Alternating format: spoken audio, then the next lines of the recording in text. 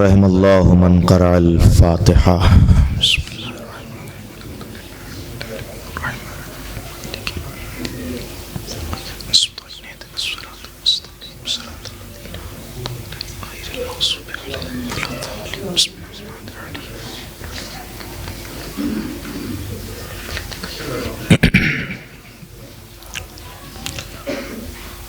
अऊज़ु बिल्लाहि मिनश शैतानिर लईनिर रजीम।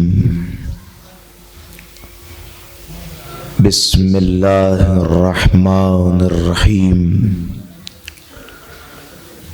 अल्हम्दुलिल्लाहि खालिक़िल इबाद व सातिहिल बिलाद व मुसीलिल विहाद व मुग़ज़िबिन निजात लईसा लिअव्वलियतिही इब्तिदा वला लिअज़लियतिही इन्क़िज़ा। हुवल अव्वलु वलम यज़ल वल बाक़ियु बिला अजल।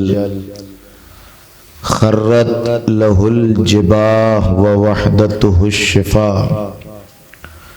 अस्सलातु वस्सलाम व तहिय्यतु वल इकराम अला नबिय्यिल उम्मिय्यिल मक्किय्यिल मदनिय्यिल क़ुरैशिय्यिल हाशिमिय्यिल मुत्तलबी अल हिजाज़िय्यिल अरबी अर रसूलिल मुअय्यद अन नबिय्यिल मुमज्जद अल मुस्तफ़ल अमजद साहिबित ताज वल मिंबर वल क़ुतबत वल मिक़बर वल जबीनिल अतहर वल हसबिल अशहर वन्नसबिल अनवर वल खद्दिल अहमर अबिल क़ासिम मुहम्मद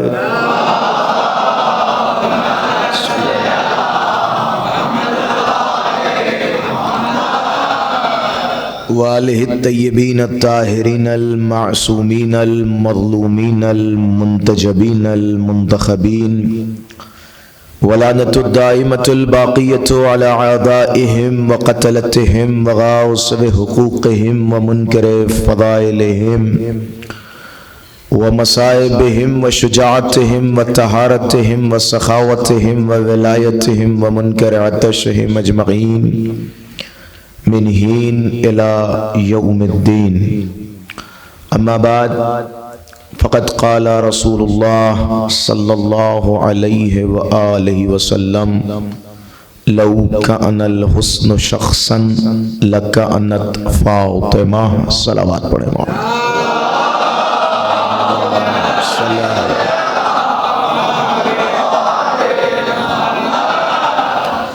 इससे पहले के बयान का आगाज़ किया जाए, गुजारिश है वारिस अज़ा हज़रत हुज्जत के ज़ुहूर में ताजील के लिए बावाज़ बुलंद सलावत।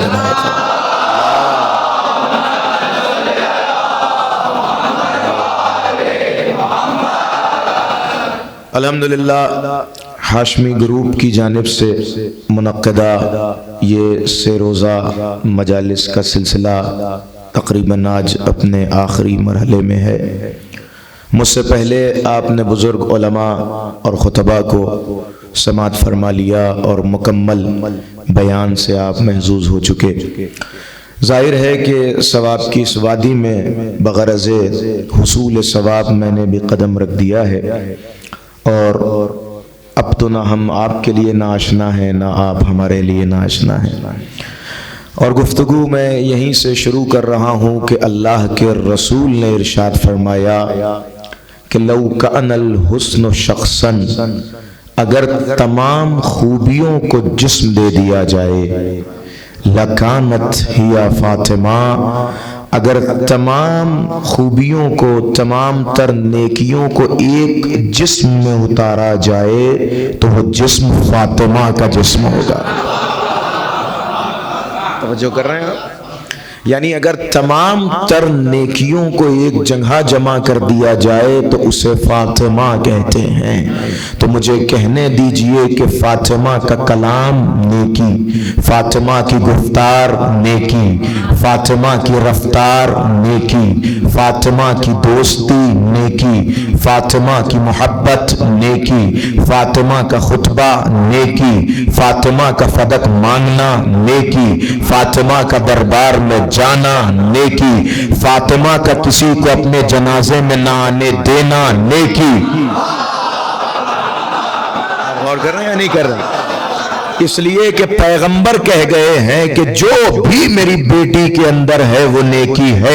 यानी कायनात की हर नेकी को समेटा जाए तो फातिमा का किरदार बनता है, फातिमा का जिस्म बनता है। तो अब फातिमा जो जो करती चली जाए, देखते चले जाइए, उसे नेकी कहा जाएगा। फातिमा की गुफ्तार नेकी, रफ्तार नेकी, किरदार नेकी, करदार नेकी, फातिमा का जो तरीक़े अंदाज है वो नेकी। अगर फातिमा किसी के लिए दुआ करें तो नेकी, बद्दुआ करें तो नेकी। और कह रहे हैं नहीं कह रहे?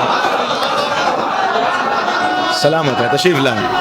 या अली अल्लाहुम्मा सल्ली अला। किसी के लिए दुआ करें तो वो दुआ नेकी, किसी के लिए बद्दुआ करें तो वो बद्दुआ नेकी। और रसूल ने ये नहीं कहा कि नेकियों में फातिमा को ढूंढना, बल्कि रसूल के जुमले की तरकीब बता रही है कि नेकियों में फातिमा को न ढूंढना, फातिमा में नेकियों को तलाश। आप गौर कीजिएगा जरा सा, यानी कायनात अज़मत और इस्मत और इफ़्फ़त और तहारत की वो मरकज है फातिमा कि जो कर दे उसे नेकी कहा जाए, जो कह दे उसे नेकी कहा जाए। तो अब आपसे मेरा सवाल है और गुफ्तगू में शुरू कर चुका हूं, ये बताइए कि कायनात की अल्लाह ने कोई चीज बना ही नहीं कि जिसकी अपोजिट ना हो, जिसकी जिद ना हो। अगर दिन है तो रात है, ऊंचाई है तो पस्ती है, बुलंदी है तो पस्ती है, अच्छा है तो बुरा है। तो जाहिर है कि जब नेकी भी है तो बुराई भी होगी, जब नेकियां खल्क की हैं तो कुछ ना कुछ बुराई भी होगी। तो नेकियों का तो पता चला कि सारी नेकियां फातिमा के अंदर हैं। अब कैसे पता चले कि बुराइयां कहां हैं?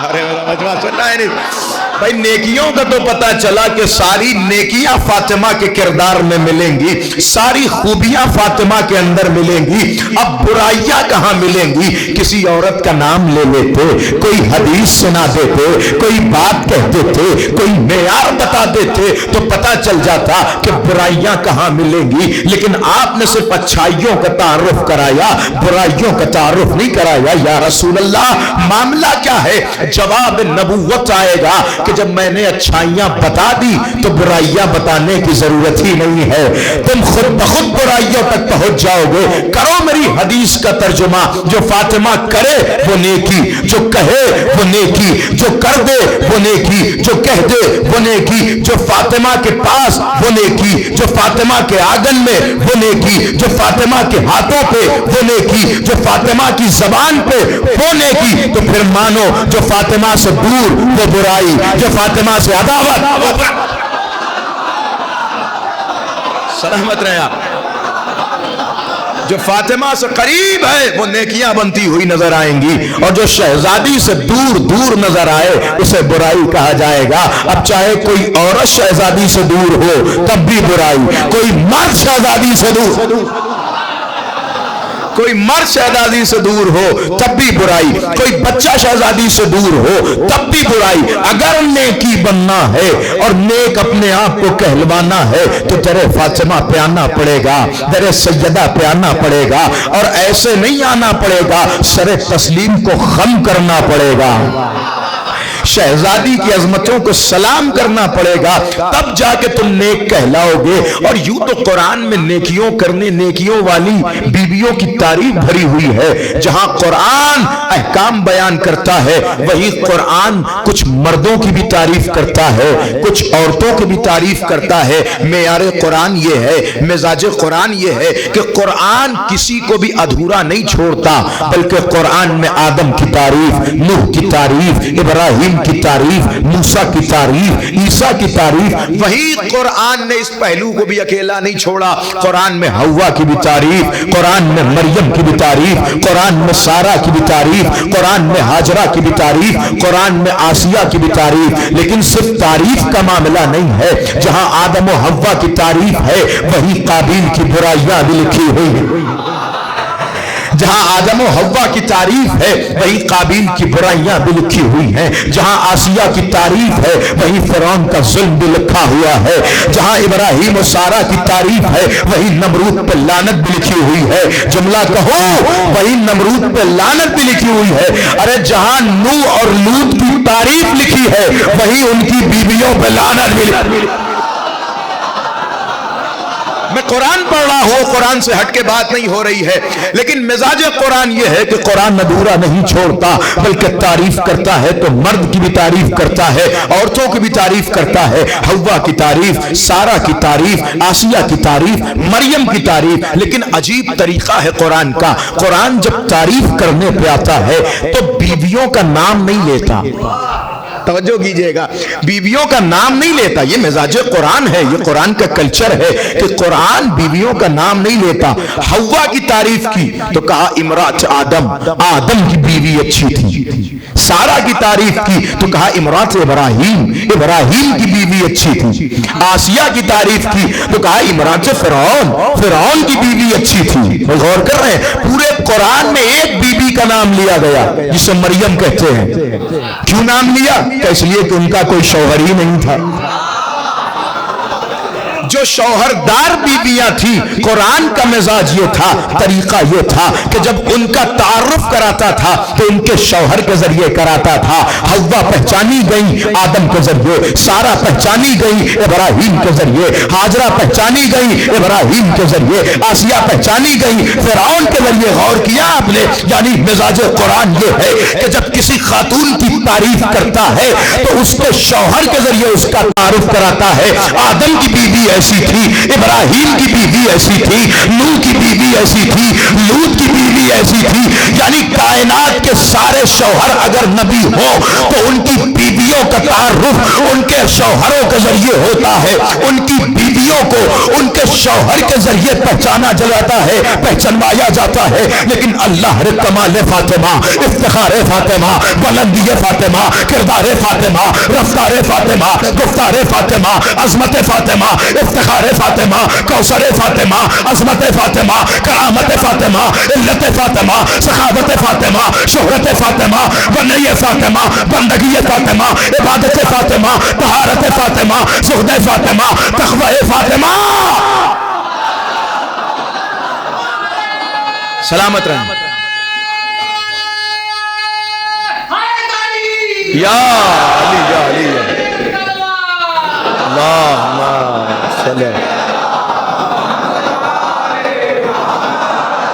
नहीं, जुमला तो अभी मैं कहने जा रहा हूं, ये आपकी मोहब्बतें हैं कि जो आपने एक माहौल सा तैयार कर दिया है। लेकिन जुमला महसूस कीजिएगा, मिजाज कुरान ये है, कुरान की आयतों का तरीका ये है, मफहूम कुरान की मंतिक ये है, गुफ्तार कुरान का सलीका ये है, आयतों के नुज़ूल का तरीका और वतीरा ये रहा है कि जब भी किसी आयत में किसी बीवी की तारीफ की गई तो उसके शौहर के जरिए उसका तारुफ कराया गया, तो उसके शौहर के जरिए। लेकिन कायनात तहारत और इस्मत में, अजमत और इफ़्फ़त में, कायनात निस्वानियत में अकेली जात फातिमा की है, अकेली जात ज़हरा की है कि जब जिब्रील ने पूछा या रब वमन तहतल किसा, परवरदिगार चादर के नीचे,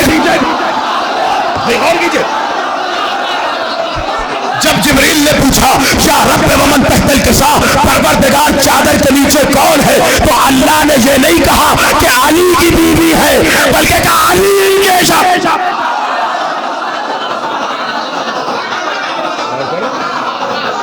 ये नहीं कहा कि अली की बीवी सो रही है, क्या कहा? अली इनके शौहर हैं।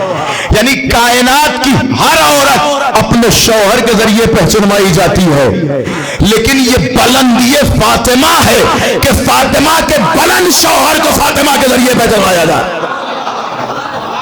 आप जरा गौर कीजिएगा, फातिमा का शौहर भी कोई आम शख्सियत नहीं है, बुलंद तरीन शौहर, भाई जिसका नाम ही अली हो। अरे भाई गौर कर, जिसका नाम ही अली हो, मैं उसकी बुलंदी पे क्या बात करूं।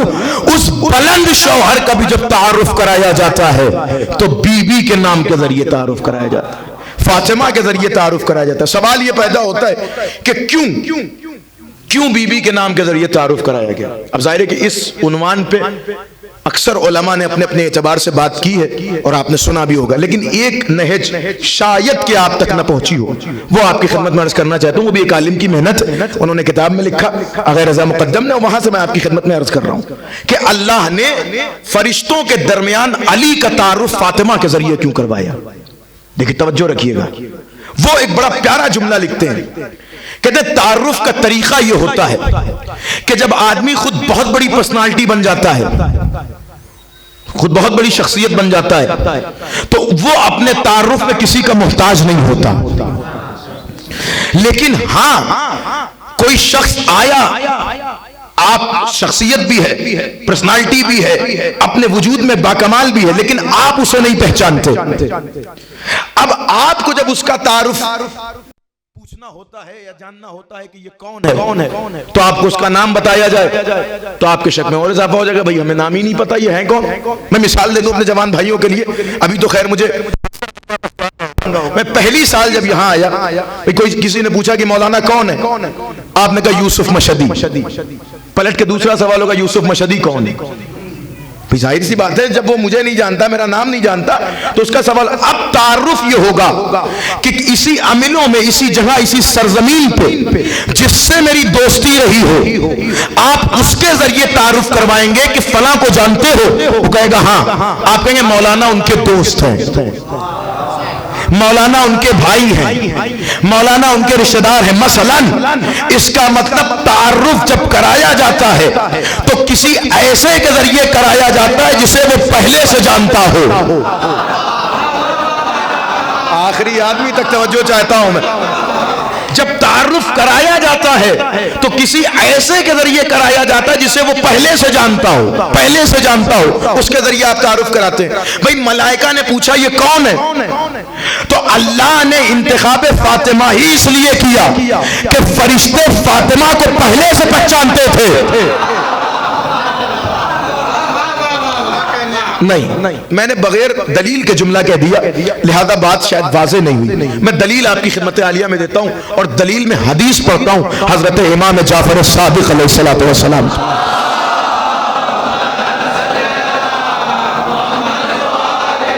तवज्जो रखिए, बहुत अहम मैसेज। और आज की मजलिस समझ लीजिए, ये पैगाम आज यहीं से शुरू हो रहा है। पूछने वाला आने वाला आया इमाम सादिक के पास और आके कहते हैं मौला मेरा एक सवाल है, मुझे इसका जवाब दीजिए। कि बताओ क्या सवाल है। कि मेरा सवाल ये है कि काबे में 4 दीवारें क्यों हैं। तवज्जो कीजिएगा, सवाल जरा देखिए, काबे में 4 दीवारें क्यों हैं। मैं आपसे सवाल करूं कि भाई इस इमाम बारगाह में 3 दीवारें क्यों हैं, इधर दीवार, ये पीछे दीवार, सामने दरवाजे क्यों। तो आपको जवाब होगा मौलाना कोई पढ़ा लिखा सवाल कर लो, जैसे बन सकता था ये इमाम बारगाह उससे बेहतर तरीके से बनाया गया है। जवाब यही होता है। लेकिन पूछने वाले ने काबे के बारे में सवाल किया, मौला काबे की 4 दीवारें क्यों हैं, 5 क्यों नहीं, 3 क्यों नहीं, काबा स्टार शेप में क्यों नहीं, सितारे की तरह क्यों नहीं। यानी कई सवाल इसमें बन सकते हैं। तो इमाम उसने पूछा कि मौला काबे में 4 दीवारें क्यों हैं। इमाम ने मुस्कुराते हुए कहा कि काबे में 4 दीवारें इसलिए हैं कि काबे के सेंटर में बिल्कुल ऊपर अर्श पे फरिश्तों का काबा है जिसे बैतुल मामूर कहते हैं, उसकी भी 4 दीवारें हैं, लिहाजा नीचे भी जो काबा बना उसकी भी 4 दीवारें। लेकिन वो रुका नहीं, उसने पलट के पूछा कि उसकी 4 दीवारें क्यों हैं। बैतुल मामूर की हदीस पढ़ रहा हूं आपके सामने, रिवायत, ये बैतुल मामूर की 4 दीवारें क्यों हैं। तो इमाम ने कहा बैतुल मामूर पे जो काबा है बैतुल मामूर जो अर्श आज़म पर है उसकी 4 दीवारें इसलिए हैं कि अर्श के तख्त के 4 पाए हैं। तो उसने पलट के पूछा अर्श के तख्त के 4 पाए क्यों हैं? तो इमाम ने कहा कि अर्श के तख्त की दाईं तरफ लिखा है सुब्हानल्लाह वल्हम्दुलिल्लाह वला इलाहा इल्लल्लाह वल्लाहु अकबर का ये 4 कलमे लिखे हैं, इसीलिए 4 पाए हैं। आपके जहन सिलसिला टूटा तो नहीं भाई? इमाम ने क्या कहा? 4 कलमे अर्श पर लिखे हुए हैं, इसीलिए अर्श के 4 पाए हैं। अर्श के 4 पाए हैं, इसीलिए बैतुल मामूर की 4 दीवारियां हैं। बैतुल मामूर की 4 दीवारियां हैं, इसीलिए खाने काबा की भी 4 दीवारियां। लेकिन वो भी यहां रुका नहीं, उसने फिर पलट के पूछा कि अर्श पे 4 ही कलमा क्यों लिखा है? अब जवाब सुनिए और अपनी विलायत को रोक पाइए तो मुझे बताइएगा। इमाम से पूछा काबे की 4 दीवार क्यों? का इसलिए कि बैतुल मामूर की 4 दीवार। का बैतुल मामूर की क्यों? का इसलिए कि अर्श के 4 पाए। का अर्श के 4 पाए क्यों? का इसलिए कि अर्श पे 4 कलमा लिखा है। उसने पलट के पूछा कि अर्श पे 4 ही कलमा क्यों लिखा है? इमाम एहतरामन खड़े हुए और खड़े होकर कहते इसलिए कि मेरी जद्दा फातिमा ने सिर्फ 4 ही कलमा पढ़ा था।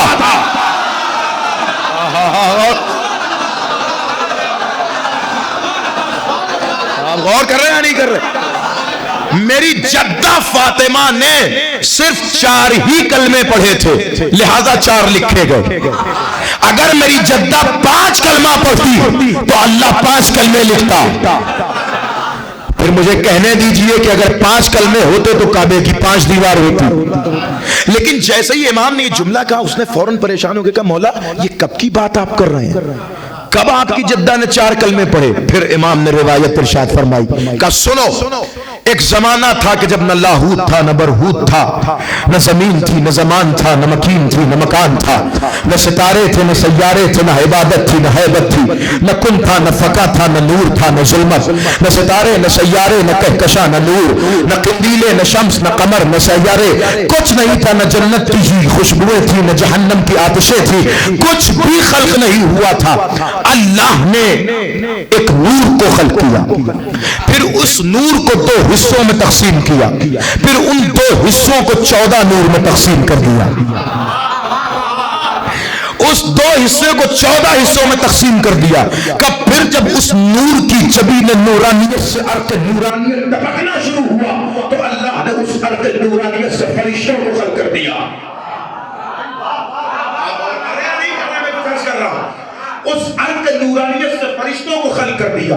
और फरिश्ते थे मगर नूर नहीं था, उजाला नहीं था, रोशनी नहीं थी। फरिश्ते आलम जुल्मत में थे। जिस फरिश्ते को जिस हालत में खल्क किया वो फरिश्ता उसी हालत में था। जो रुकू में था वो रुकू में, जो सजदे में था वो सजदे में, जो क़याम में था वो क़याम में, जो कुनूत में था वो कुनूत में, जो दुआ में था वो दुआ में, जो ज़िक्र में था वो ज़िक्र में। हर फरिश्ता अपनी अपनी इबादत में मशगूल था, लेकिन किसी ने एक दूसरे का चेहरा नहीं देखा था, किसी ने एक दूसरे को नहीं देखा था। एक दिन फरिश्तों के यहाँ तसव्वुर ख्याल में ख्याल पैदा हुआ कि हम आलम वजूद में तो हैं, इतना अंधेरा क्यों है, इतना सन्नाटा क्यों है, इतना आलम हू क्यों है? तो अल्लाह ने अर्श की दाईं जानिब मेरे जद्दा के नूर को चमका दिया। आप गौर कर रहे हैं नहीं कर रहे? किबला में रिवायत पढ़ रहा हूं। अल्लाह ने अर्श की दाईं जानिब मेरी जद्दा ज़हरा के नूर को चमका दिया। जैसे ही वो नूर चमका सारे फरिश्ते उजाले में आ गए, सारे फरिश्ते रोशनी में आ गए, वादिये जुल्मत से निकलकर नूर में आ गए। जुमला कहूं, अरे जो फरिश्तों को जुल्मत से निकाल ले उसे फातिमा कहते हैं। अब आप जरा सोचे, अंधेरा हो अचानक से उजाला हो जाए तो आदमी इधर उधर देखने लगता है। अब जैसे ही नूर फातिमा चमका फरिश्तों ने एक दूसरे को देखना शुरू किया। जिब्रील ने मीकाईल को देखा, मीकाईल ने इसराफील को देखा, इसराफील ने इजराइल को देखा, इजराइल ने दरदाईल को देखा। भाई गौर कर रहे हैं, यार फरिश्ता एक दूसरे को देखता रहा लेकिन बोलते क्या? इसलिए कि बोलना तो आता नहीं था। भाई फरिश्तों को अल्लाह ने कलाम नहीं अता किया था, सिर्फ जिक्र की ताकत दी थी। तो बोलते क्या, लिहाजा एक दूसरे को देखने लगे, फिर उसी नूर की तरफ मुतवज्जे हुए कि जिसने इन्हें रोशनाई अता की थी, यानी मेरी जद्दा के नूर की तरफ, और कहने लगे आप ही कुछ इरशाद फरमाएं। तो मेरी जद्दा के नूर ने कहा, कहो बिस्मिल्लाहिर्रहमानिर्रहीम, सुभानअल्लाह है वल्हम्दुलिल्लाह है वला इलाहा इल्लल्लाह वल्लाहु अकबर।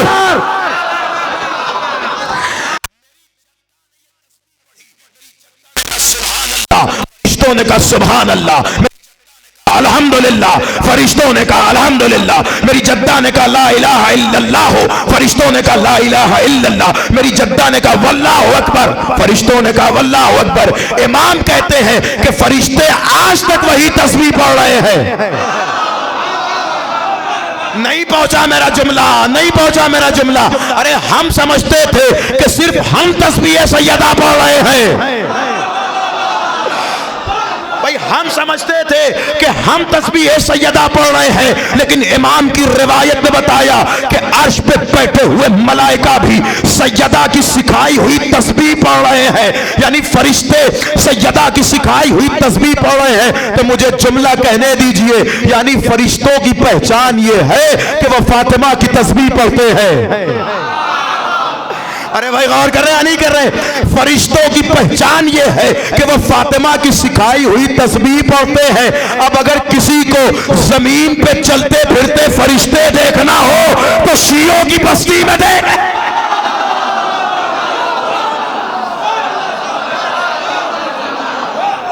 भाई गौर कर रहे हैं? शियों की बस्ती। लब्बैक या हुसैन, लब्बैक या हुसैन, अल्लाहुम्मा सल्ली अला।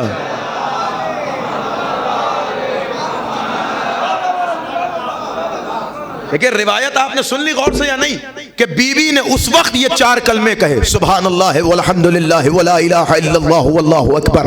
अल्लाह ने उसी वक्त अर्श पे चारों कलमे लिख दिए। फरिश्ते अभी तक वही चारों कलमे पढ़ रहे हैं, लेकिन बात अभी मुकम्मल नहीं हुई। तो फरिश्तों ने सबसे पहले किसकी आवाज सुनी? फातिमा की। सबसे पहले किसका नूर देखा? फातिमा का, बीबी सैयदा का। नूर सब थे, लेकिन चमकाया गया वही नूर, रोशनी अता की गई उसी नूर की। तो इसका मतलब फरिश्ते पहले से किसको पहचानते थे? बीबी सैयदा को। अब समझे कि जब इन्हीं मलाइका ने पूछा कि परवरदिगार चादर के नीचे कौन है, अरे ये पीछे वाला जब इन्हीं मलाइका ने पूछा कि चादर के नीचे कौन है, तो अल्लाह ने भी वही तरीका इस्तेमाल किया कि जिसे वो पहले से जानते थे, उसके जरिए तारुफ कराया। कहूम फातिमा व अबूहा व बालुहा व बनूहा। इसमें फातिमा के बाबा हैं, फातिमा के बेटे हैं, फातिमा के शौहर। और तवज्जो रखिएगा,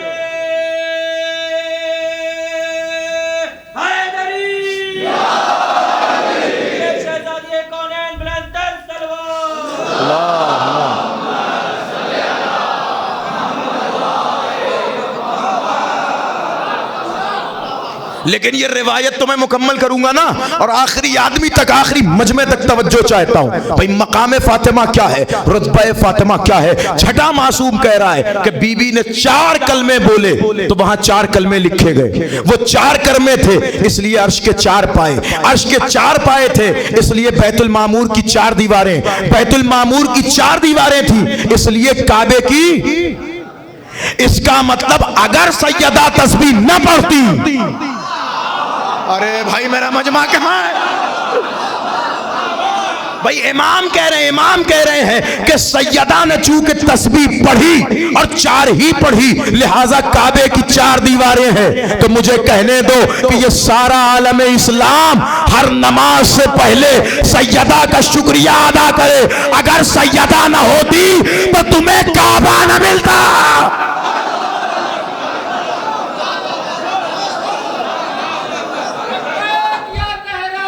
लब्बैक या ज़हरा, लब्बैक या ज़हरा। या अली या।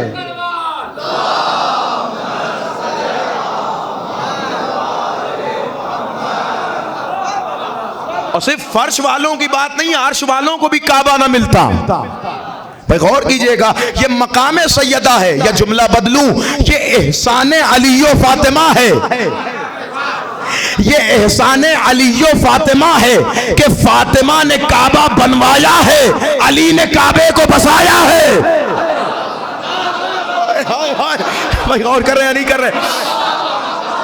भाई गौर कीजिए, मैं कुछ अर्ज कर रहा हूं। इसका मतलब यह हुआ कि काबा देखने में चार दीवारी है, बातिन में फातिमा की तस्वीर है। आखिरी आदमी तक की तवज्जो चाहता हूं, मैं रिवायत पढ़ रहा हूं आपके सामने। काबा देखने में चार दीवारी है। इमाम कह रहे हैं अगर मेरी जद्दा तस्बीह के चार जुमले न कहती तो अर्श के चार पाए न होते, अर्श के चार पाए न होते तो बैतुल मामूर की चार दीवारियां न होती, बैतुल मामूर की चार दीवारियां न होती तो काबे की चार दीवारी न होती। इसका मतलब काबा देखने में काबा है, बातिन में तस्बीह है फातिमा है, बातिन में तस्बीह है फातिमा है। तस्बीह हम भी पढ़ते हैं, तस्बीह आप भी पढ़ते हैं, तस्बीह सारी दुनिया पढ़ती है। ये बताइए तस्बीह में कितने दाने होते हैं? भाई तस्बीह में एक नतीजा देने जा रहा हूं, ये आखिरी आदमी तक तवज्जो चाहता हूं। भाई तस्बीह में कितने दाने होते हैं? 100 दाने होते हैं। क्या 100 बराबर होते हैं? नहीं। देखिए ये तस्बीह जहन में आनी चाहिए। 100 के 100 दानों में 2 दाने या आम दानों से बड़े होते हैं या छोटे होते हैं। मेरा मजमा तवज्जो करे। भाई 100 के 100 दानों में ये 2 दाने या बड़े होते हैं या छोटे होते हैं। ये क्या होते हैं? का मौलाना ये अलामत है कि 34 मरतबा 34 दानों के बाद 33 दानों के बाद 34वां दाना ये होता है ताकि यहां तक पता चले कि अल्लाह अकबर पढ़ना है, फिर कहां तक अल्हम्दुलिल्लाह पढ़ना है। लेकिन अरबाबे लुगत से पूछिए कि इन दोनों दानों को कहा क्या जाता है? अरे ये मजमा भी आखिरी आदमी तक बोलेगा। ये मजमा का इन दोनों दानों को इमाम कहा जाता है।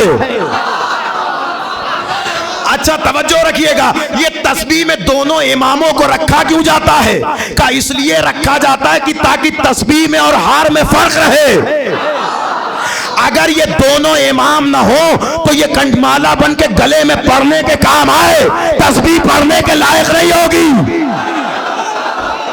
अब जुमला कह रहा हूं आखिरी आदमी तक। इसका मतलब किसी तस्बीह को मुकम्मल होने के लिए 2 इमामों की जरूरत होती है, 2 इमामों की जरूरत होती है। काबा है ज़हरा की तस्बीह, इसी तस्बीह को मुकम्मल करने के लिए अल्लाह ने पहले को भी काबे से भेजा, आखिरी को भी। सलामत रहे आप। हाय या अली या अली या।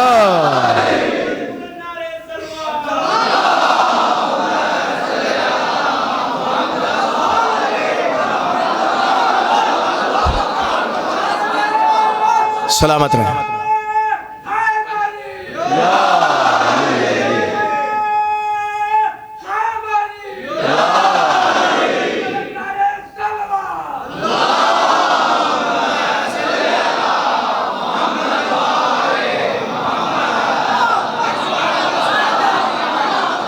जो किया तस्बीह तब तक मुकम्मल नहीं होती जब तक 2 इमाम ना हो।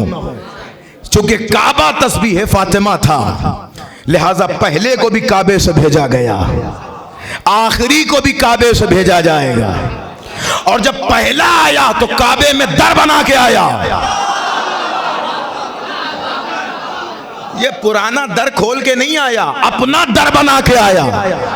और ऐसा दर बनाया कि जिसकी लकीर आज तक बाकी है। और रिवायत कहती कि जब आखिरी इमाम आएंगे तो काबे के पास काबे से टेक लगा के खड़े होंगे।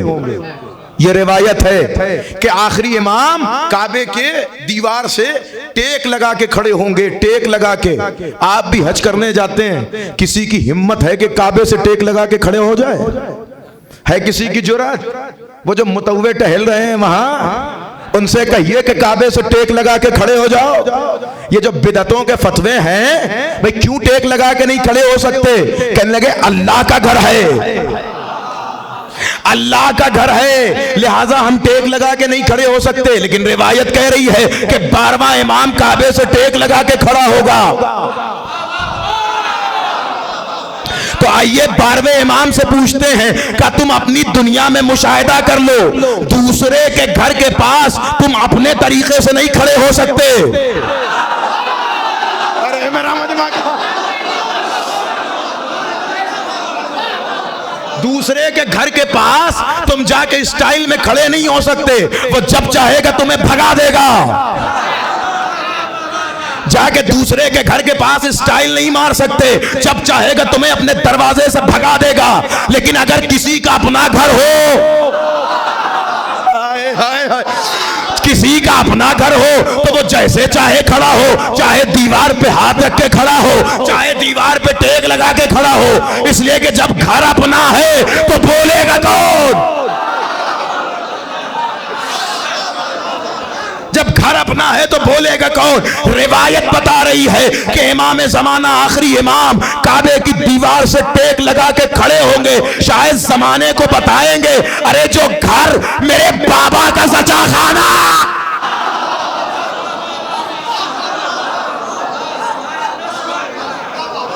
तो तस्बीह फातिमा का नाम है काबा, तस्बीह सैयदा का नाम है काबा।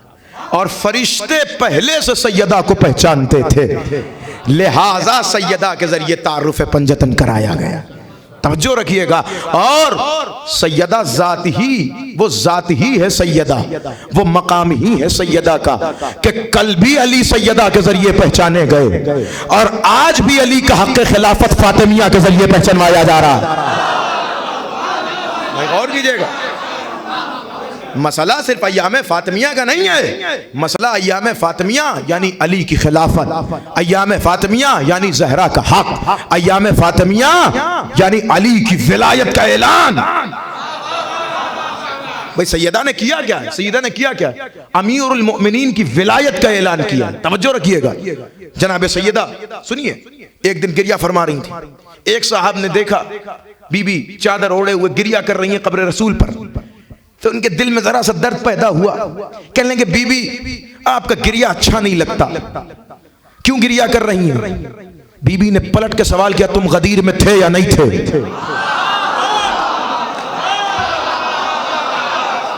बीबी के सवाल पे तवज्जो किया आपने?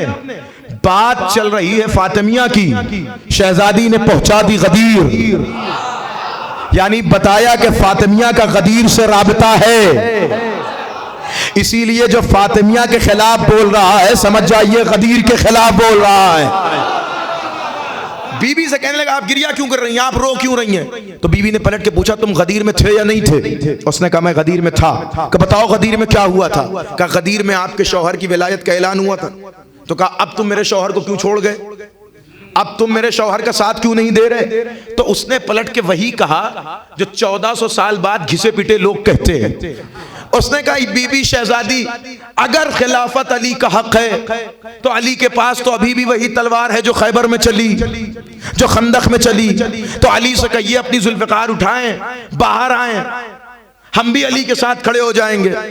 ये कहा जाता है ना आज भी कि फतक ज़हरा का हक था तो अली को ले लेना चाहिए था। इसका भी जवाब दूंगा अभी, लेकिन सुनिए पहले कि जब अली का अगर हक है तो अली तलवार उठाएं, बाहर आएं। बीबी का लहजा बदला। बीबी ने कहा क्या बकता है? कि शहजादी मैं ये कह रहा हूं कि अगर अली का हक है तो अली तलवार लेके बाहर आए। कि तू जानता नहीं है अली किसे कहते हैं? बीबी क्या मतलब? का अल इमाम कल काबा, अली काबे की तरह है। शहजादी का जुमला है, शहजादी करें अल इमाम कल काबा वन नासो युहताजु इलैहा, का अली काबे की तरह है, इमाम काबे की तरह होता है। काबा किसी के पास चल के नहीं जाता। भाई गौर कर रहे हैं या नहीं कर रहे हैं? काबा किसी के पास चल के नहीं जाता। तुम्हें हाजी साहब बनना है तो काबे के पास आना पड़ेगा, और इसी काबे के पास आना पड़ेगा जिसकी 4 दीवारी है। तुम्हें अगर आप देखें माशाअल्लाह इतने अमीर से अमीर लोग हैं, सब मिलकर ये फैसला कर लें कि आज अमीलों में हम एक काबा बनाएंगे जिसकी लागत उस वाले काबे से भी ज्यादा होगी, तो ये बताइए आप काबा बना लें तो क्या वहां पे हज कर सकते हैं? भाई अल्लाह से कहे परवरदिगार तेरे काबे से महंगा वाला काबा है हमारा। अच्छा चलिए थोड़ा लंबा बना दीजिए, तेरे काबे से लंबा है मेरा काबा। अल्लाह डांट के कहेगा जहां बुलाया है औकात हो तो आओ। अरे भाई गौर कीजिएगा, जहां बुलाया है हैसियत हो तो आओ, नहीं तो पड़े रहो अपनी गली में, कोई मसला नहीं, हमें तुम्हारी जरूरत नहीं है। लेकिन ये सब हरकतें ना करना, हमारे बनाए हुए के मुकाबले में अपना बनाया हुआ न लाना। अरे क्या सुन रहा है अभी लोग, गौर कर रहे। बीबी ने कहा अल इमाम कल काबा, इमाम काबे की तरह है। तुम कहते हो कि अली बाहर आए, अली क्यों बाहर आएंगे? तुम्हें अली के पास जाना चाहिए, जैसे तुम हाजी बनने के लिए काबे के पास जाते हो। अली काबे की तरह है, इमाम काबे की तरह है। इमाम अपने हक के लिए नहीं उठेगा, इम्तिहान तुम्हारा हो रहा है कि तुम इस काबिल हो या नहीं। भाई तवज्जो रखिएगा, तुम इस काबिल हो या नहीं, तुम्हें आना है इमाम के पास। तो जुमला कहूं, इसका मतलब जैसे काबा है किबला-ए सुजूद, अली है किबला-ए वजूद। नहीं गौर कर रहे हैं आप? काबा है किबला-ए सुजूद, अली है किबला-ए वजूद। जुमले की तशरीह करूं, काबे से हट के बंदगी की तो बंदगी बेकार, अली को छोड़ के जिंदगी गुजारी तो जिंदगी।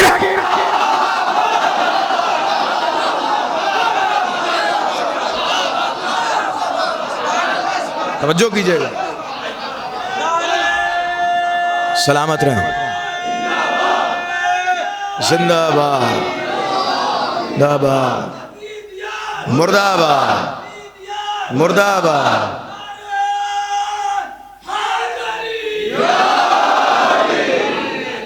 या अल्लाह,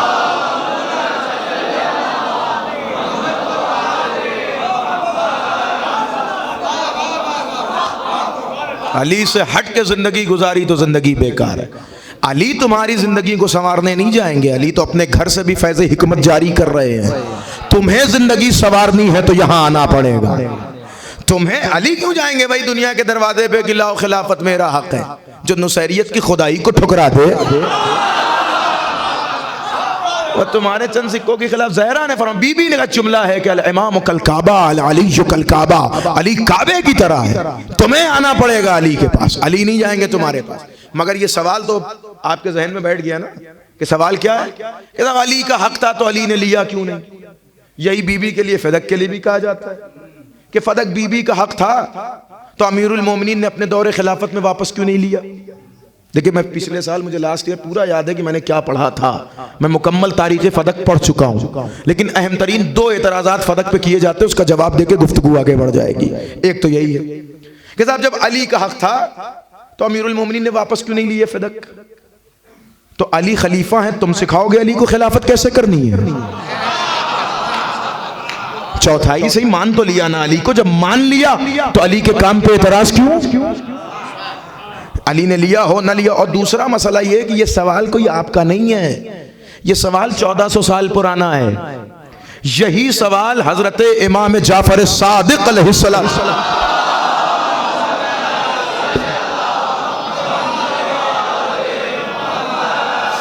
उनकी खिदमत में किया गया। इमाम बैठे हुए थे, इमाम से पूछने वालों ने पूछा, मौला अगर फदक आपकी जद्दा का हक था तो फिर जब आपके जद तख्ते खिलाफत पे आए तो उसे वापस क्यों नहीं लिया? तो इमाम ने मुस्कुराते हुए कहा कि पैगंबर की तारीख याद है या नहीं याद है? कहा कौन सी तारीख? कहा पैगंबर कहाँ पैदा हुए? कहा मक्के में। कहा उनका अपना आबाई घर था या नहीं था? कहा था। तो कहा पैगंबर फिर कहाँ गए? कहा मदीने गए। कहा क्या करके गए? कहा सब कुछ छोड़ के चले गए। तो कहा क्या हुआ? कहा काफिरों ने कब्जा कर लिया। कहा फिर क्या हुआ? कहा पैगंबर मदीने में तबलीग करते रहे। फिर एक दिन ऐसा आया जिस दिन सारा मक्का मुसलमान हो गया, बतौरे जोर ही सही, छुप छुपा के ही सही, तलवार से डर के ही सही। लेकिन कलमा सबने पढ़ा। फतेह मक्का के दिन जब नबी वापस आए तो नबी सहने खाने काबा में बैठे थे, तो एक साहब आगे बढ़े और कहने लगे, या नबी अल्लाह, अब जब आपको आज सारा आलम इस्लाम कबूल कर रहा है और सारा मक्का मुसलमान हो गया है, तो आप अपना वो घर भी ले लीजिए जिस पर काफिरों का कब्जा था। आप गौर कीजिएगा, पैगंबर से क्या कह रहे हैं कि अब जब आपके हाथ में अख्तियार है तो आप वो घर भी ले लीजिए जिस पर काफिरों का कब्जा था। पैगंबर ने क्या तारीखी जवाब दिया? पैगंबर ने फरमाया, मैं उसे नहीं लूंगा। का क्यों? का इसलिए नहीं लूंगा ताकि ये दलील बन जाए कि हम आले मोहम्मद से जो चीज जुल्मन छीनी जाती है हम उसे कयामत पे छोड़ देते हैं। नहीं, जुमला अभी मुकम्मल कर रहा हूं नबी का। नबी कहते हैं हम उसे कयामत तक के लिए छोड़ देते हैं। पूछा गया क्यों? का इसलिए ताकि जालिम कयामत तक लानती रहे। हाय हाय हाय। हम आले मोहम्मद से जो चीज, हम मोहम्मद वाले मोहम्मद से जो चीज गस्बन गस्ब की जाती है, यही सवाल अमीरुल मोमिनीन से किया गया था। मौला फदक ले लीजिए। मौला ने कहा, मैं क्यों ले लूं? इसलिए कि जिनका फदक, जिनका हक था वो भी दुनिया में नहीं, जिन्होंने लिया था वो भी दुनिया में नहीं। तो जब ये मामला अल्लाह की बारगाह में पहुंच चुका है, कह गए अली जो कहना था, सलावत पढ़े मोहम्मद आले मोहम्मद की जात पर।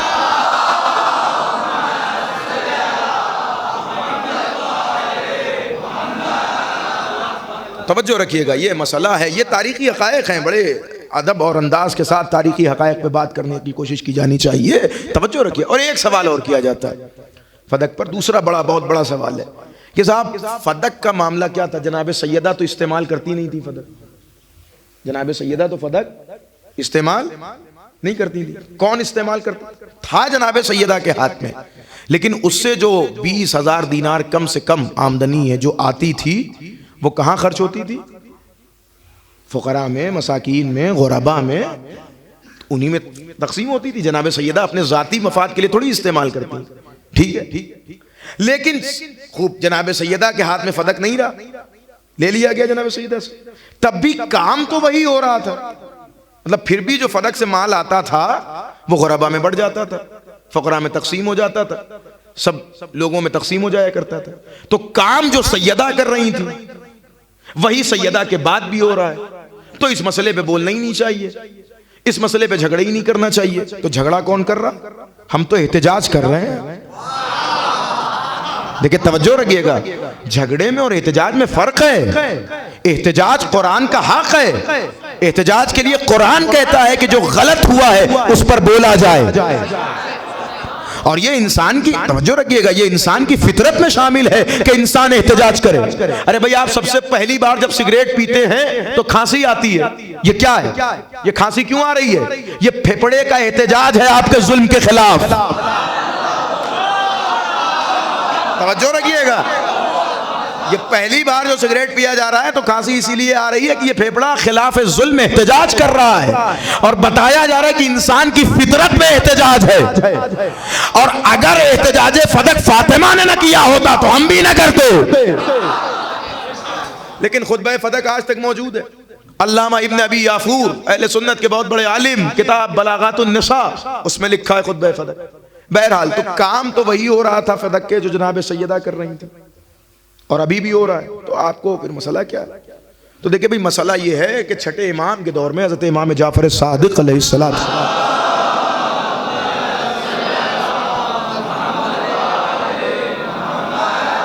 इमाम के असहाब कुछ इमाम के करीब आए और कहेंगे, मौला एक शख्स है कि जिसका बड़ा अजीब वतीरा है, बड़ा अजीब अकीदा है। वो बाजार में जाता है, कुछ फलों को चोरी करता है, फिर आने के बाद उस फलों को फुकरा में तकसीम कर देता है। देखिए, मैं सिर्फ यही पढ़ूंगा और गुजर जाऊंगा।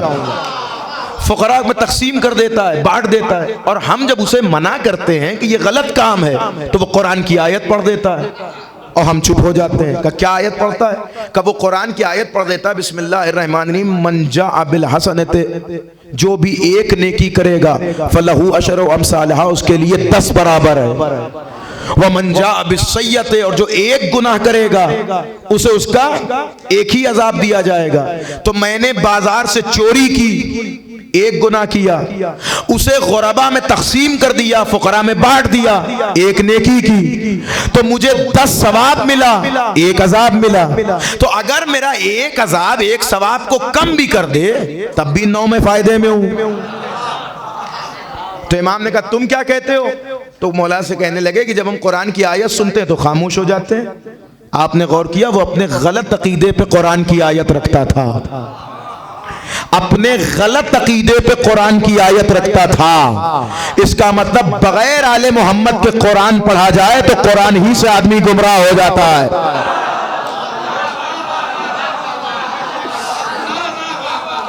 इमाम ने कहा कि अच्छा, अब जब उसके पास जाना और तुम्हें वो कुरान की 2 आयतें सुनाए कि जो एक नेकी करे उसे 10, जो एक गुनाह करे उसे 1, तो तुम उसे कुरान की एक और आयत सुना देना और उससे कहना कि कुरान आधा ना पढ़े, आधा ना पढ़े बल्कि पूरा पढ़ा करे। का मौला कौन सी आयत? का तुम उससे जाके कहना बिस्मिल्लाहिर्रहमानिर्रहीम, जवाब हो जाएगा, मैं आगे बढ़ जाऊंगा। बिस्मिल्लाहिर्रहमानिर्रहीम, इन्नमा यतक़ब्बलुल्लाहु मिनल मुत्तक़ीन, अल्लाह नेक अमल मुत्तकियों से कबूल करता है, चोरों से नहीं।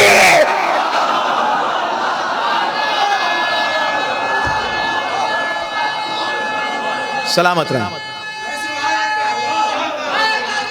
या अली या अली अल्लाह सल्ले।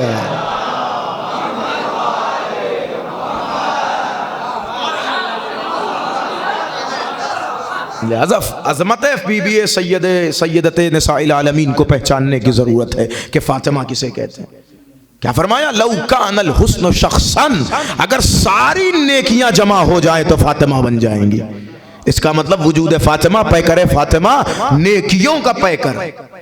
कुरान ने इतनी मरियम की तारीफ की, लेकिन मरियम के लिए यह रिवायत की ताबीर नहीं मिली कि मरियम का हर अमल, और मरियम को मुजस्समाए मासूमा कहा गया, बतूल कहा गया, लेकिन मरियम के लिए यह ताबीर नहीं नजर आई कि मरियम के लिए नबी ने कहा हो कि अगर सारी नेकियों को जमा कर दिया जाए तो मरियम बन जाए। हालांकि मरियम अजमत में कम नहीं है, ओहदे में कम नहीं है। कायनात कुरान और निस्वानियत की आला तरीन खातून को मरियम कहते हैं, ईसा की वालिदा को मरियम कहते हैं। तवज्जो रखिएगा। और फिर पैगंबर ने फरमाया कि इब्नती मरियमुल कुबरा, मेरी बेटी बड़ी मरियम है।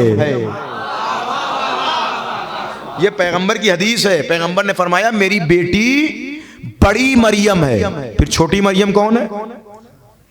कुरान वाली जो बीबी हैं वो मरियम सुगरा हैं, छोटी मरियम, और बीबी हैं मरियम कुबरा, बड़ी मरियम।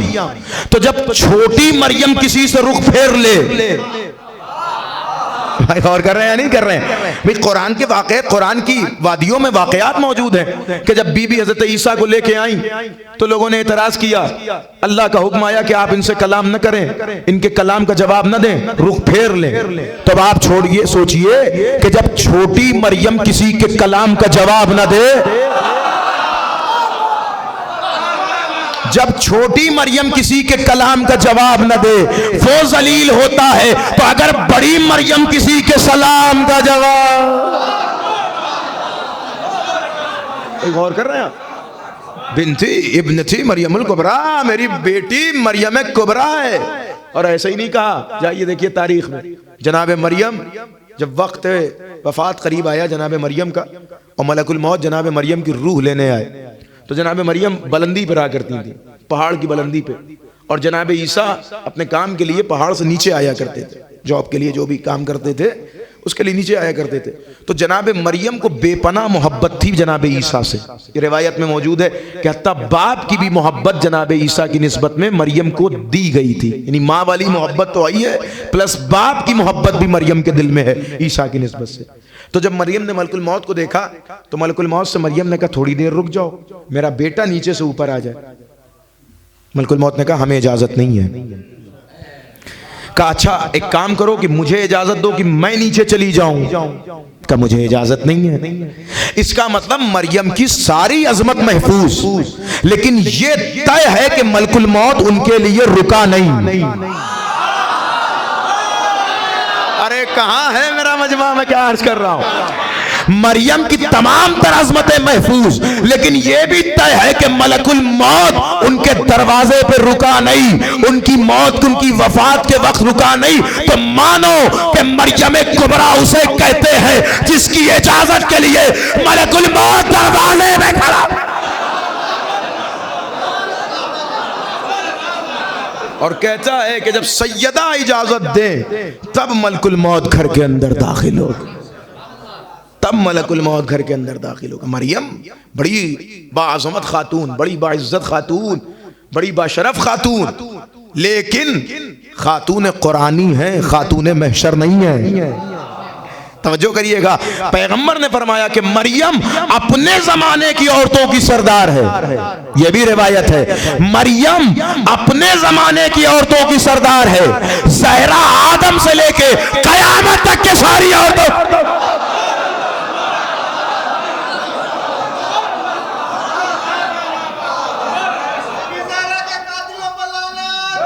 ज़हरा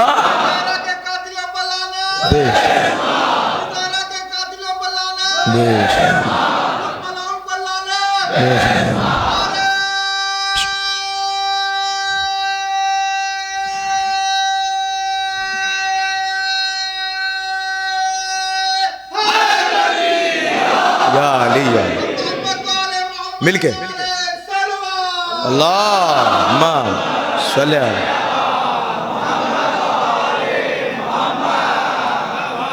मरियम का जिस्म जो साफ वो नहीं कि जिसमें नेकियों को समेट लिया जाए। फातिमा सारे जमाने की औरतों की सरदार। आखिरी बात सुनिए रब्ते मसाहिब, भाई मामला यही नहीं है। गैबत कुबरा के दौर में एक दरबार में मनाजरा हो गया, बैठे हुए थे उलमा। बादशाह ने कहा ये बताओ मरियम अफजल या रसूल की बेटी अफजल। उलमा ने बड़ी देर सोचा, सोचने के बाद कहा कि 2 दिन का वक्त दिया जाए, फिर बताएंगे कि कौन अफजल। कल ले जाओ। 2 दिन बाद सारे के सारे उलमा बड़ी बड़ी किताबें लेके आए, कहेंगे हुजूर हम एक नतीजे तक पहुंचे हैं। का क्या है नतीजा? कहा हमारी निगाह में तो मरियम अफजल है। का क्या दलील है? का पहली दलील तो यह है कि मरियम के लिए कुरान में सूरा मौजूद है, सूरह मरियम। कुरान पढ़ा कीजिए, सूरह मरियम। कुरान में मरियम के लिए सूरा मौजूद है। दूसरे ये कि मरियम की तहारत का ऐलान कुरान में मौजूद है। बिस्मिल्लाहिर्रहमानिर्रहीम, इन्नल्लाह तहरके इन्नल्लाह इस्तफाके व तहरके। अल्लाह ने तुम्हें चुन लिया और तुम्हें ताहिर बनाया। का ये 2 दलीलें बताती हैं कि मरियम अफजल है। बादशाह भी मान गया, लेकिन उसी दरबार में कोई हक पसंद बैठा हुआ था। तवज्जो रखिएगा, कोई हक पसंद बैठा था। वो वहीं से उठ के खड़ा हुआ और उसने कहा बादशाह तेरे दरबार में तेरे दस्तरखान पे बैठने वाले मौलवी बदअकीदा कितना हो गए हैं।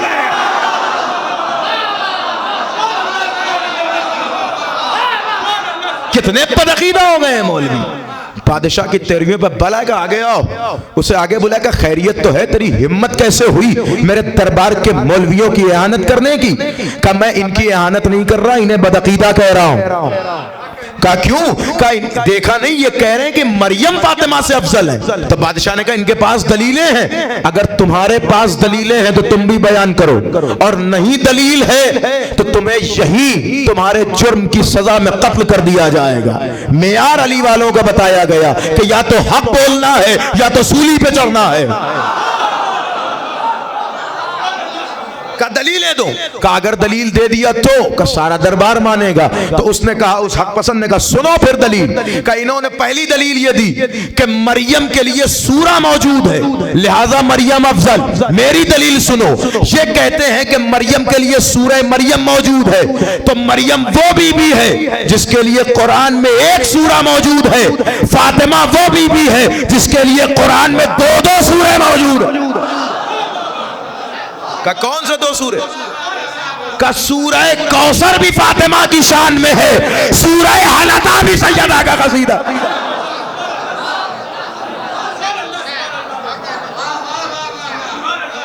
और ये तो उसने जाहिर जाहिर बताने के लिए कहा।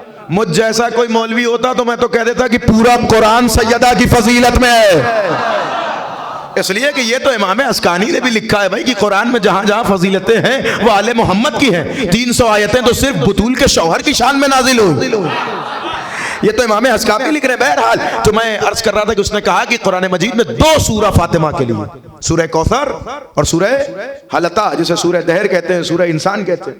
तो फिर उसने कहा कि इनकी दूसरी दलील ये है कि मरियम की तहारत का ऐलान हुआ, इन्नल्लाह अस्तफा के व तहरके, तो कुरान मजीद में ज़हरा की तहारत का भी ऐलान हुआ। कहाँ ऐलान हुआ? का बिस्मिल्लाहिर्रहमानिर्रहीम, इन्नमा युरीदुल्लाहु लियुज़हिबा अन्कुम अर्रिज्सा अहलल बैत व युत्तहिरकुम तत्हीरा।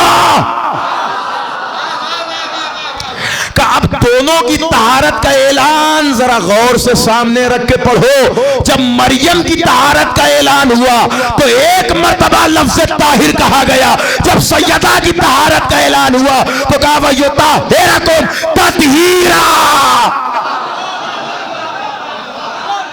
2 मर्तबा फातिमा की, 2 मर्तबा फातिमा की तहारत का ऐलान का। और सुनो, ये तो इनकी दलीलें थी। मरियम का एक बेटा मासूम, अरे मेरा मजमा का,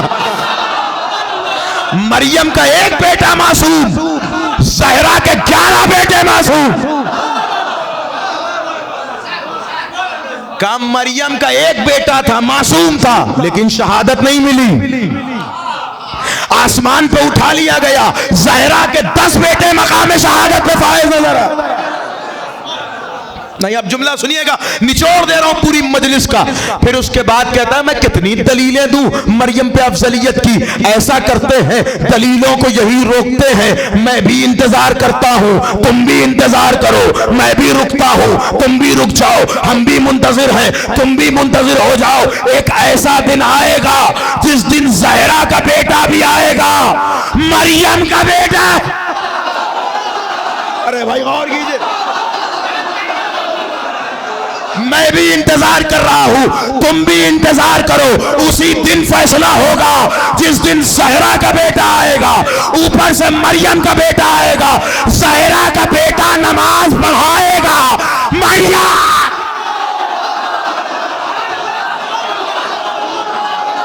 सलामत रहे,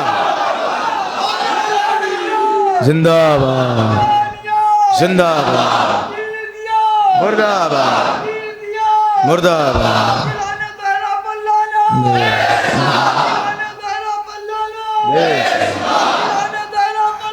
बेशुमार जज़ाकल्लाह या अल्लाह सल्ली अला।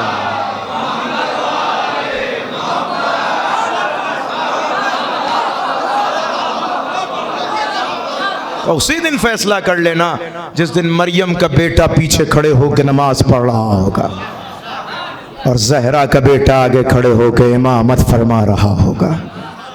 उसी दिन फैसला होगा कि अफजल कौन, मरियम या ज़हरा। और ज़हरा तो इतनी अफजल है, इतनी अफजल है, मैं क्या करूं। मैं गुफ्तगू यहीं पे रोक रहा था, लेकिन आपके जज्बे को देख के मुझे 2 मिसरे अल्लामा इकबाल के याद आ गए। अब जाहिर है कि अल्लामा इकबाल तो सब पे हुज्जत है। जब अल्लामा इकबाल तक ये मनाजरा पहुंचा तो अल्लामा इकबाल कहते नजर आए, मरियम अज यक निस्बते ईसा अजीज, अस्से निस्बत हजरते ज़हरा अजीज। का मरियम की बस एक फजीलत है कि वो ईसा की माँ है, और ज़हरा की 3 फजीलतें नजर आती है। वो नबी की बेटी है, अली की ज़ौजा है, हसन और हुसैन।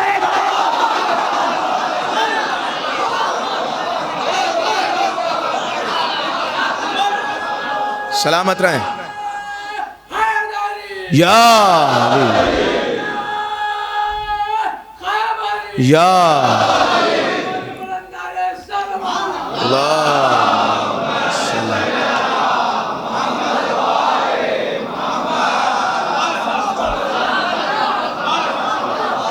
मरियम एक निस्बत ईसा अजीज अस्से निस्बत हजरत ज़हरा अजीज।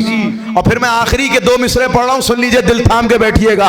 अल्लामा इकबाल कह रहे हैं कि सारी अजमतें बयान करने के बाद कि फातिमा रसूल की बेटी हैं, अली की ज़ौजा हैं, हसन और हुसैन की वालिदा हैं, फिर कहते हैं रिश्ते आईन हक जंजीर पास पास फरमाने रसूल पास फरमाने रसूले दो सरास फरना गिरदे तुर बदश कर दी तने सजदहा पर कब्र हूँ पाशी तने। अल्लामा इकबाल कह रहे हैं, अल्लामा इकबाल बीबी की फजीलत बयान करने के बाद कहते हैं कि बीबी की फजीलत तमाम तर फजीलतों के बाद कहते हैं रिश्ते आईन हक जंजीर पास।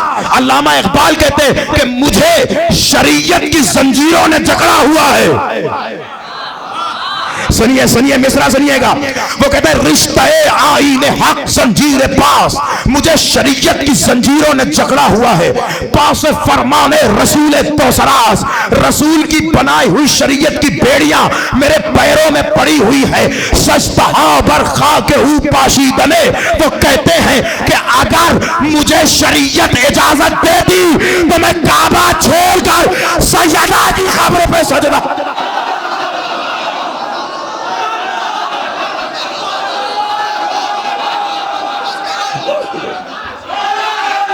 या अल्लाह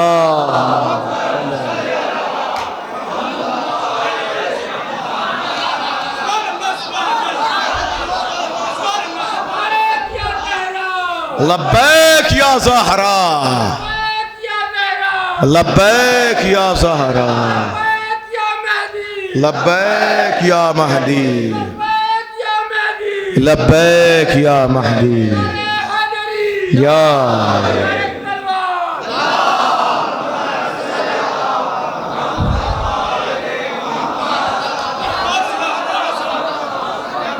सजदहा बर कब्र ऊ पाशीदने, अगर मुझे शरीयत इजाजत देती तो मैं फातिमा की कब्र पर सजदा करता। अल्लामा इकबाल कह रहे हैं मैं फातिमा की कब्र पर सजदा करता। मैं कहूंगा कम से कम इकबाल ही की मान के फातिमा की कब्र पर साया कर दो, कम से कम उन्हीं की बात का पास रख लो, उन्हें तो मानते हो। फातिमा की कब्र पे साया कर दो। फातिमा कब्रे फातिमा आज भी बेसाया, कब्रे बकी आज भी बेसाया। मस्जिदुन नबवी में चिरागा जल रहे हैं, शायद ये अंधेरे इसीलिए की जाते हैं कि बकी की शब की तारीकी का एहसास हो जाए। बीबी के मसाइब उलमा शब के सन्नाटे में पढ़ा करते हैं, क्यों? ताकि आप खुल के गिरिया करें, गिरिये में न शर्माए शहजादी पे। सुब्बत अलैया मसाइबुल लवन्ना, ए बाबा आपके बाद मेरे ऊपर वो मुसीबतें पड़ी कि अगर दिन पे पड़ती तो दिन रात में तब्दील हो जाती। क्या बयान करूं मुसीबतें सैयद, क्या बयान करूं मुसीबतें फातिमा। आयतुल्लाह वहीद खुरासानी अपने दरस खारिज में एक दिन बीबी की जियारत में वारिद होने वाले एक जुमले की तशरीह करते हैं। कहते हैं आप जब शहजादी की जियारत पढ़ते हैं तो उसमें एक जुमला पढ़ते हैं, अस्सलामु अलैकी या अय्यतुहल मुस्तहदतुल मक़हूरा। सलाम उस बीबी पर कि जो मुस्तहदा है और जिस पर कहर किया गया। कहते हैं कि जानते हैं आप मुस्तहदा किसे कहते हैं? अरबी लुगत में जब लफ्ज मुस्तहदा का माना निकालेंगे तो मुस्तहदा के लिए मुहावरतन जो लफ्ज इस्तेमाल किया जाता है, मुस्तहदा उस परिंदे को कहते हैं जिसका एक पर जख्मी हो जाए। महसूस कर रहे हैं नहीं कर रहे आप मजलूमियत फातिमा। वक्त का मर्जा कहता है कि उनका उस परिंदे को कहा जाता है जिसका एक पर जख्मी हो जाए। मुझे नहीं पता आपने वैसा परिंदा देखा है या नहीं देखा है, लेकिन कभी तसव्वुर में लाइए और एहसास कीजिए कि एक परिंदा हो जिसका एक पर जख्मी हो। वो उड़ना तो चाहता है, परवाज तो करना चाहता है, लेकिन परवाज नहीं कर पाता क्योंकि एक पर जख्मी है। अरे ज़हरा को अली ने मुसलसल देखा कि मुसल्ले पे बस एक हाथ उठाती है, दूसरा हाथ दुआ के लिए नहीं उठती। अजरुकुम अल्लाह। अली ने पूछा, ए ज़हरा खैरियत तो है? मैं अक्सर देखता हूं कि आप बस एक हाथ दुआ के लिए उठाती हैं। बीबी ने फरमाया, या अली, जब से खुनफुस ने ज़र्ब लगाई है मेरा हाथ दुआ के लिए नहीं उठता। अल्लाह, हाय मजलूमियत फातिमा। अलविदाई मराहिल में आप बैठे हुए हैं। अल्लाह सलामत रखे उन अफराद को, उन नौजवान को, उन लोगों को कि जो अज़ाए फातिमिया का हिस्सा बनते हैं, चाहे जिस एतबार से बन रहे हो। यकीनन शहजादी के हुजूर में इसका वो अजर है जिसे हम सोच भी नहीं सकते। अल्लाह सलामत रखे उन लोगों को जिनके दिल में ये जज्बा है कि बीबी की अज़ा मनाई जाए, बीबी की मुसीबतें पढ़ी जाएं, बीबी की मुसीबतें बयान की जाएं। अरे ये क्या ज़हरा की मजलूमियत कम है कि आज तक उनके कातिल का नाम पोशीदा है? क्या ये ज़हरा की मुसीबत कम है कि हजारों साल तक उनके मसाइब किताबों के कब्रिस्तान में दफन रहे? क्या ये सैयदा की मुसीबत कम है कि कब्र सैयदा मुशख्खस नहीं है? आप जब ज़ियारत पढ़ने जाते हैं तो तीन तीन जगह फातिमा की ज़ियारत पढ़ते हैं। क्या ये मुसीबत फातिमा कम है कि अली के सामने ज़हरा दुनिया से रुखसत हो गई? आप जुमला सुनेंगे अरबाब अज़ा। मैंने एक ईरानी खतीब से सुना, वो बयान कर रहे थे और उनकी मजमूए तकारीर में ये बात शाया होकर भी आई। वो बयान कर रहे थे कि एक मर्तबा मदीने की गलियों में खड़े हुए कुछ लोग आपस में गुफ्तगू कर रहे थे। मौजूए गुफ्तगू ये था कि एक मर्द पे सबसे ज्यादा मुसीबत का वक्त कब आता है। आप जरा महसूस करें, एक मर्द पे सबसे ज्यादा मुसीबत का वक्त कब आता है।